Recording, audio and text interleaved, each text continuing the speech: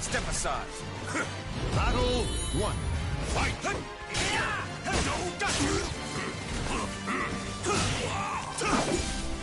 Take this! Sink! See ya!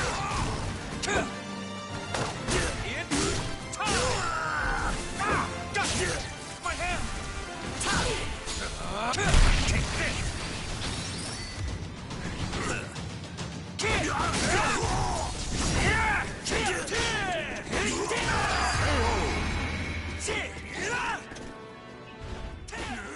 Battle 2. Fight!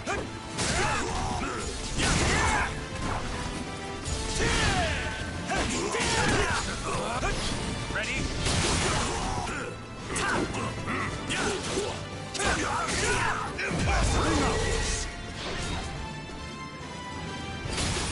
Battle 3.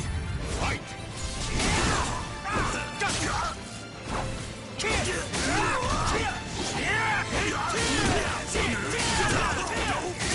It's not over! I must hurry before I lose.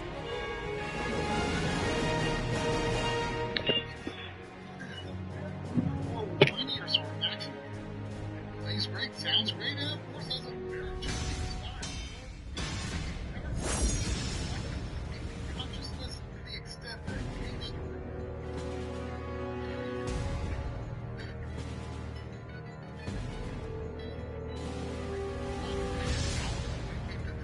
Switch in 2018, and I thought it was a perfect fit for the screen.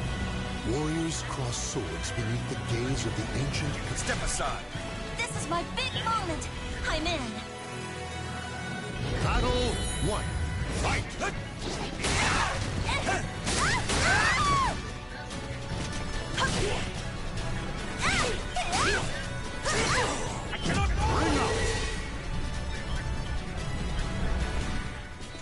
Battle 2.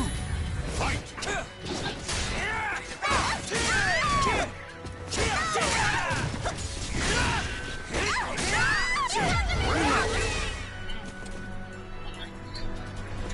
Battle 3. Fight!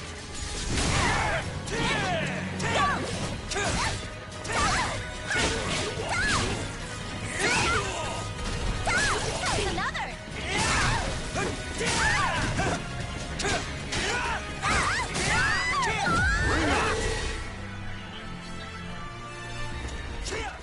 Victory will not come easily. Battle 4. Fight!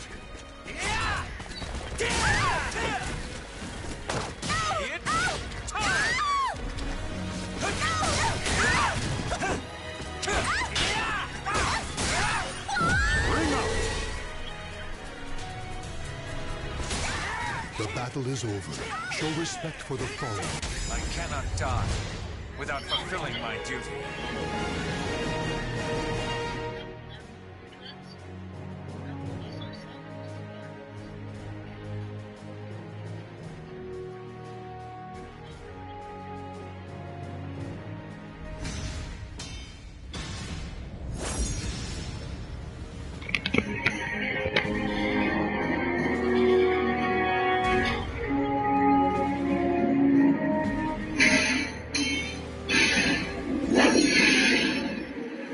The cacophony of battle cuts through the darkness sounds of an invitation to madness. Step aside. I've sipped enough already. I swear I won't let Battle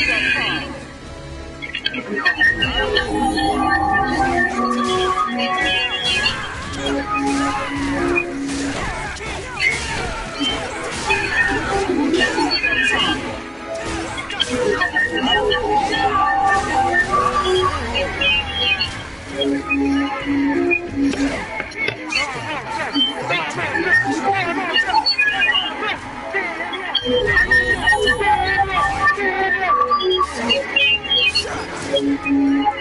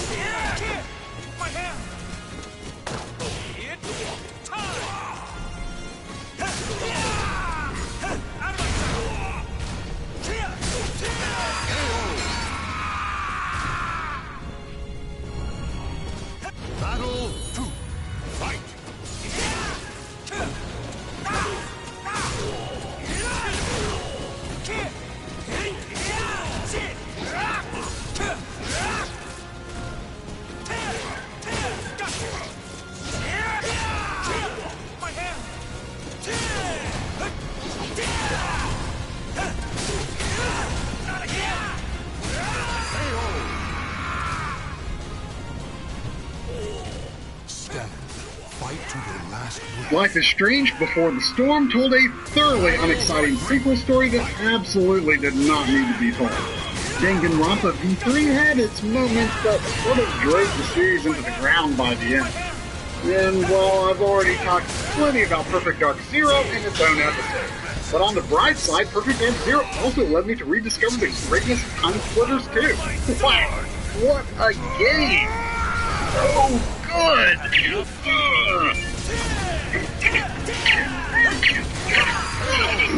Of course, this year was met with its fair share of disappointments, and probably the biggest for me was Shadow of the Tomb Raider.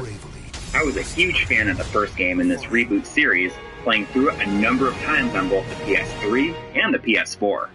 I had a lot of fun with Rise as well, but ultimately came away feeling a bit ambivalent about it. Regardless, I was still excited for Shadow, starting it fairly close to release. It was also the first game I played fully in 4K with HDR. And it starts out pretty great. The atmosphere and graphics are fantastic in the early parts of the Cozumel section. But then, a story beat happens and absolutely killed my opinion of Lara's character, which made it really tough to get into the rest of the narrative. By the end, I didn't feel any kind of attachment to the world or the plot. I could barely understand what the lead villain's motivation was, but I kind of felt like Lara was just as bad.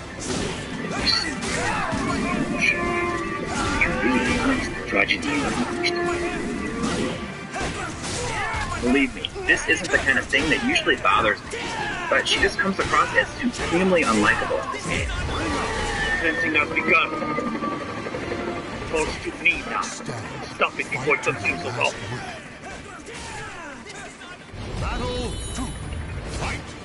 Shadow takes more of an open world approach, which is usually a negative. The same thing happened with the transition from Batman Arkham Asylum to Arkham City. But it didn't help that the power progression of equipment and Lara's skills felt almost entirely useless this time around. Of course, it was still a great looking game, and the HDR was stunning. But what a way to fizzle out on the finale of this reboot series. I have a feeling that they'll need to retool everything from the ground up for whatever direction Lara heads in next.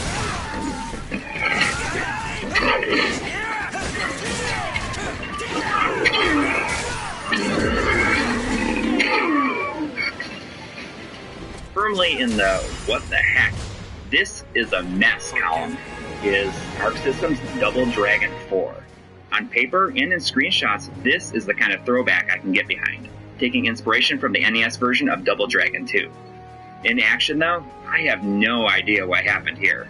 The screen tearing is absolutely out of control and completely destroys whatever potential there is for this being a retro revival on the same scale as Mega Man 9.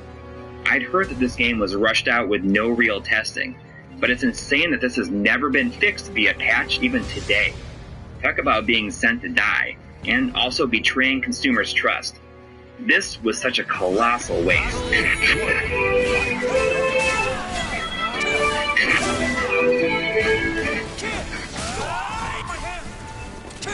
This next one might ruffle some feathers, but I didn't have a lot of fun with Axiom Verge. To be clear, I'm not saying that it's a bad game, but it just didn't resonate with me at all, which is disappointing because I expected to like it a lot more than I did. It has a really interesting plot that goes in unexpected directions, along with some unique power-ups and gameplay mechanics, but I felt like by the end, every button on the controller did something different, and it felt overly complicated, making it especially difficult to play on the Switch in portable mode. The music and world had atmosphere so thick, but I don't know, maybe I'm just bored of Metroidvanias nowadays.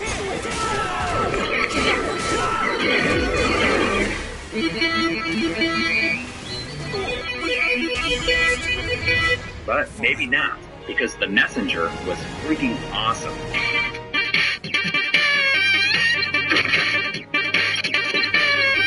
What starts out as an homage to Ninja Gaiden and some of the intense platforming of Super Meat Boy eventually expands into a time-traveling Metroidvania with a mix of 8 and 16-bit graphics. I was unsure about the writing at first because it felt a bit too jokey, but the story of the game evolved in such a way that I got really into it. This is a pretty lengthy adventure too, and it ended up being far longer than I ever expected. There's such a fluidity to the gameplay in The Messenger that truly makes you feel like you can do anything. And by the end of the game, you basically can. It doesn't overcomplicate things. You have your entire moveset about a quarter of the way into the game. A stark contrast to Axiom Verge.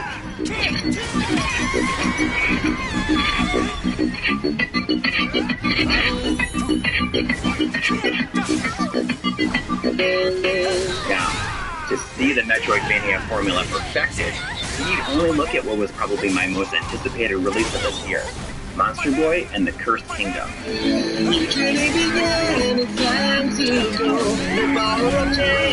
An incredible new entry in the Wonder Boy series, which ended up being both of our favorite game of the year. You know a game is special when you really start arranging your schedule around playing the game. If a game is good enough, you find time to play it. Sometimes at the expense of other things you should be doing.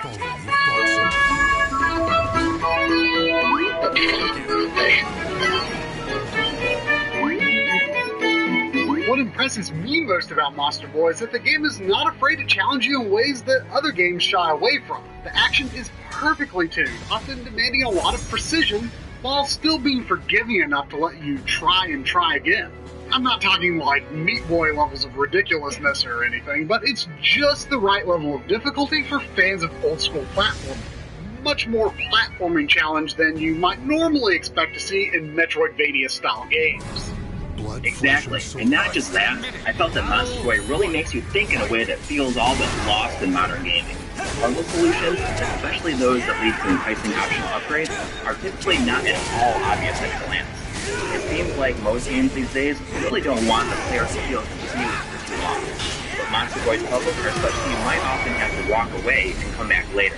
But in the end, the solutions are very satisfying and make perfect sense. There is something to discover on basically every single screen, and between Try and I, we were able to solve nearly every mystery in the game before any FAQs or other information was available, which made for a super fulfilling experience. Not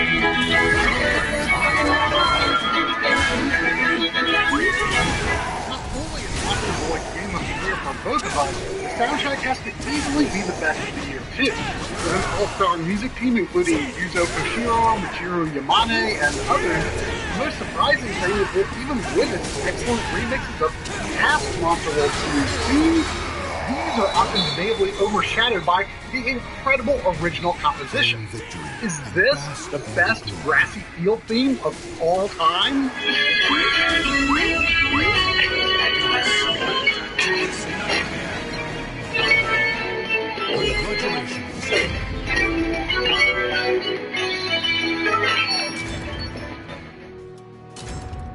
As 2018 closes, I regret that I haven't had time to play some of the year's biggest titles.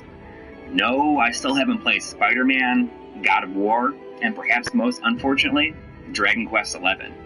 But these games aren't going anywhere, and won't be less good when I undoubtedly make time for them in 2019. An important takeaway is that a good game